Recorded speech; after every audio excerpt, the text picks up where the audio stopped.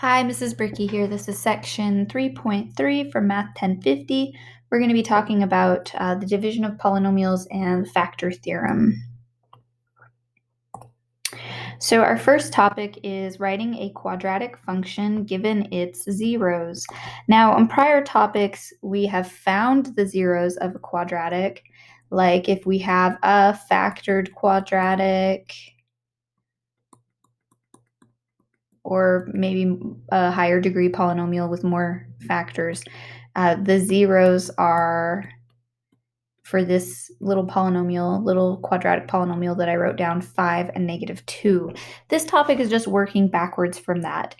If we know a quadratic function f has zeros of -6 and 2, we want to write its equation, and we can leave it in factored form. So our function would be x plus 6 for our first factor, and that's from the 0, -6. And our other 0 is 2, so it would be an x minus 2. A variation of this that you might see is it might ask you to write a quadratic function h whose only 0 is 6. Well, a quadratic function has to have 2 factors. That's what makes it quadratic. So if the only 0 is 5, then what must be happening is that this is a repeated 0 of multiplicity 2. So you could write that with a squaring power. And remember, that just means that that is a factor that occurs twice in that polynomial. So just watch for that. It would not be something like this where it just has one factor.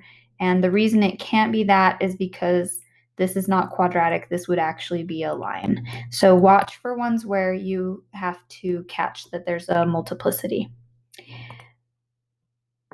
This topic is very similar, just getting into higher powers. So finding a polynomial of given degree with given zeros. So we're finding a polynomial f of degree 3. Our first one has a 0 of 3 with multiplicity 2 and a 0 of -7. So writing that polynomial in factored form would give us x minus 3 with multiplicity 2 and then x plus 7 for our factorization of function f. One 0 that often can cause people to have an error is the 0, 0. So, if you have a positive number, that's going to be a factor with a minus sign, x minus 7. If you have a -0, that's going to give you a positive sign in your factor, x plus 7. Well, the 0 that goes with the 0x, following that same pattern, you might think, oh, it's x minus 0. But if you think about what x minus 0 is, well, if you subtract 0 from x, it's just a factor of x. So for this one, our function would look like x times x minus 7 times x plus 2. I usually prefer, and most people would prefer, to put that x at the front instead of, mixing it in somewhere. But it's not incorrect to mix it in somewhere. I just prefer it at the front. Okay, our next topic is called the factor theorem. And we need to use the factor theorem to determine whether a given binomial is one of the factors of a function that is given to us. So the factor theorem itself says if f of x is a polynomial, if we know that f of c is equal to 0, then that means x minus c is a factor of the function. And this sort of works both ways. If we know we have a factor x minus c, then we know that f of c is 0. So we are going to use this factor theorem to test different factors. I want to just explain why this theorem makes sense, though. Think about if you had a quadratic polynomial in standard form or in factored form. If you sub in 0, or I'm sorry, if you sub in one of the zeros of the function, like p of -2,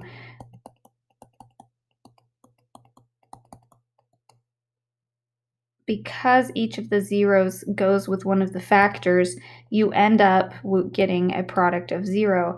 Now, it's not obvious when you look at this what's going to happen when you sub in that -2, but when you look at it in factored form, you can kind of see, well, of course, if I sub in that number, I'm going to get a product of 0. So our first factor that we want to test is x minus 1. If we're testing x minus 1, we want to substitute 1 into the function.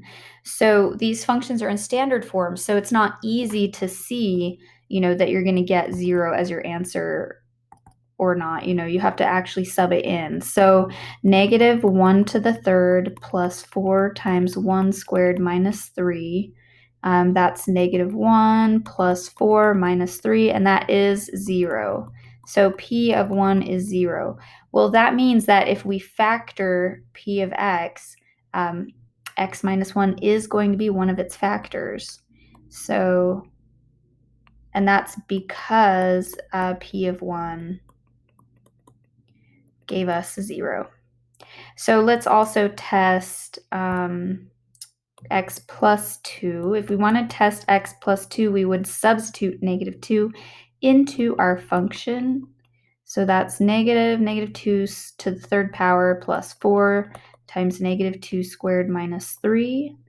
That gives us positive 8 plus, that's a 4 times a 4, 16 minus 3. That's 21. So p of -2 is 21. Well, that means x plus 2 is not a factor. And that's because p of -2 is not 0. If you get 0, then it's a factor. If you get any other number, then it's not a factor. All right, synthetic division is our next topic. You should have done synthetic division in prior math classes, so this is just a quick review. So when you're doing synthetic division, you are going to take those coefficients of your polynomial and you're going to write them in a bar, under a bar. Sometimes it's above the bar, depends on how your teacher writes it. But the coefficients go there. Watch for terms that have a 0 coefficient. So this is x to the third plus x squared plus 0x plus 12.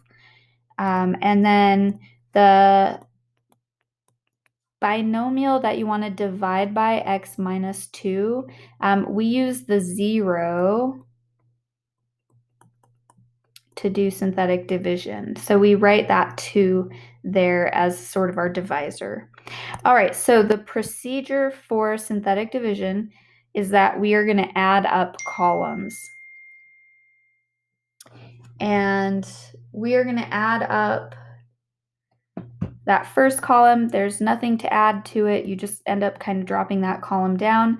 And then you multiply by your 0 and write it in the next column. And you add up that column. 19 plus -22 is -3. And then you multiply by the 0 too, and you put it in the next column. And we add that column down. And then we multiply that by the 0, 2, and then we add that column up. And these numbers that we end up here are sort of a code. They are our coefficients of our answer. So this -11 is the coefficient of, oh my goodness, sorry.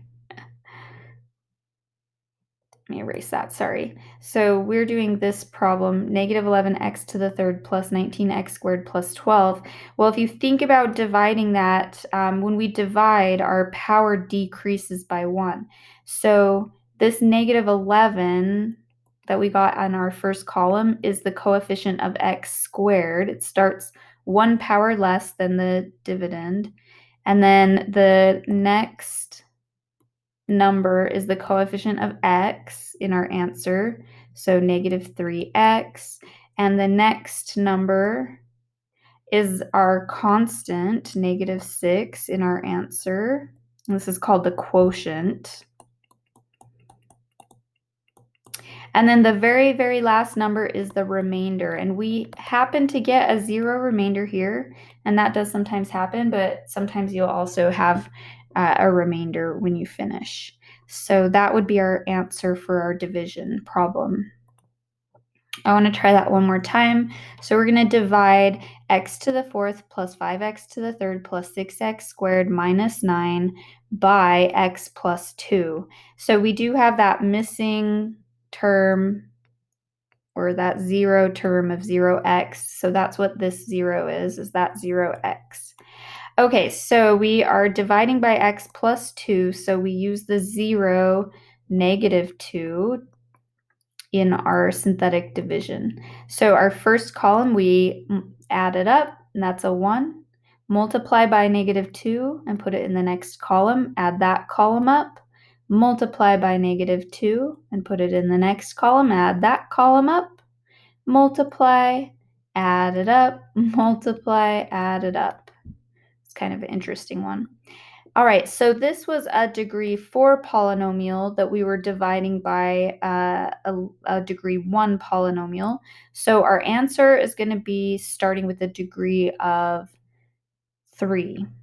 And these numbers here are our coefficients. The last number is the remainder. So our final answer would be 1x to the third plus 3x squared. We don't need to write the plus 0x plus 0, but that's what those zeros are, is the coefficients there. And then we have that -9. So here's what our final answer would look like for that synthetic division. Okay, we are going to now use a given 0 to write a polynomial as a product of linear factors. This time we'll be doing it with real zeros, and we will do this topic sort of again in another section with complex zeros. So it's important to get this process down because we will continue doing it.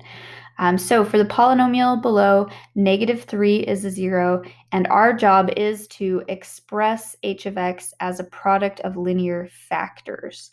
Express it as a product of factors. Don't get freaked out by the word linear. That just means that they're degree 1 factors like we are already used to. So we have a degree 3 polynomial. So when we finish our answer, it should look like the 3 factors of that degree 3 polynomial. Well, the first factor we could actually fill in right now. We know that -3 is a 0, so we have a factor of x plus 3. Don't forget the given factor.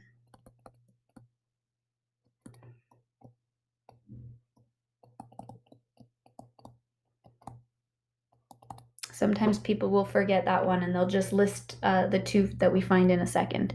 All right, so we're going to use synthetic division. I usually draw my lines a little different than Alex does, but you do them however you like. We're going to do synthetic division here to divide out that 0 that we were given. So we add up our first column, we multiply, we add it up, we multiply by -3, we add up this third column, 36, we multiply, and we are done with our synthetic division. Now, when we're doing problems like this, we should expect a 0 remainder because x plus 3 or -3 is a 0 of this polynomial. So we should expect a 0 remainder. So this is a polynomial. It's in code right now, but we were dividing a degree 3 polynomial by a linear factor, so our answer is going to start with a power of 2. So this is x squared minus 13x plus 36. If that quotient is factorable, then we will simply factor it to get our other 2 factors, and this one is factorable. So we are leading our factors with x's to give us that x squared. We look to the other end, it's 36. We have a middle term of 13, so we're going to use the factors 9 and 4. And it looks like in this case, they need to both be minus. So x minus 9 and x minus 4 are other two factors. And so that is our complete factorization of function h. Remember, it was a degree 3, so we need to have 3 factors as our answer, and don't forget that first factor. The order of the factors doesn't matter. You can write them in whichever order you want, as long as each factor has its proper sign. All right, that is our last topic, but it is not always a factorable quadratic right here. So we need to do one more example where I show you what to do if this polynomial quotient that you get is not factorable. So we have a degree 3 polynomial again, and this time 3 is a zero of our function. So we're going to, again, use synthetic division to divide that out. Our coefficients are 1, 1, negative 14, and 6. So we divide. 3 times 4 is 12. That gives us a negative 2 when we add it up. This is a negative 6 and 0. And again, we should be expecting a 0 remainder when we are doing this topic, because 3 is a zero of the function.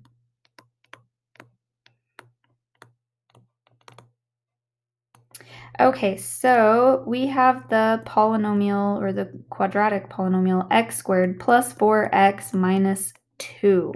And we need to find the other two zeros of this function, but it is not factorable. We can't use that 2 to somehow, there's not a combination that works. There's no signs, nothing we can do to get that to factor. So we have to use the quadratic formula. So x is equal to opposite of b plus or minus b squared minus 4ac, and that's all over 2a. So this is, let's see, that's a root 16 plus 8, 24. And so that's 2 root 6. So we can go ahead and keep simplifying here. If we divide both terms by that 2, we get negative 2 plus or minus root, 6, sorry. Typo. All right, so we need to write the other two factors. These are zeros. So we need to put those into factored form or factor form.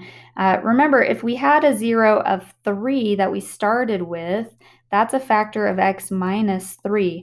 We do x minus the zeros. So our 0 is negative 2 plus 6, root 6, and negative 2 minus root 6. Remember, that's what that plus and minus means. It means that we have two distinct roots, one that is negative 2 plus 6 and one that is negative 2 minus 6.